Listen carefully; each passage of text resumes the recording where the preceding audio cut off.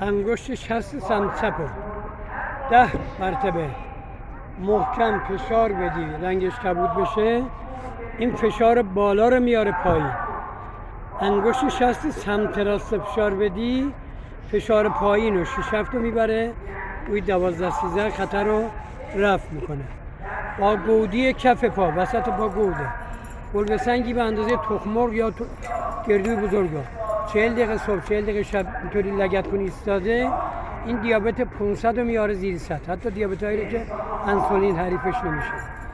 با انتهای پاشنه پا سنگ رو لگد کنی، آخر پاشنه پا ایستاده، این رگ سیاتیکو درمان میکنه، نیاز به جراحی نداره. این جمله یادگاری هم داشته باشیم: آموزش علم در همه دانشگاه های دنیا قانونا ممنوعه، حتی به مدت 5 دقیقه.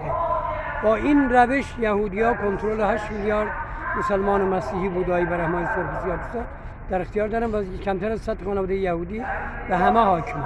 موفق باشید.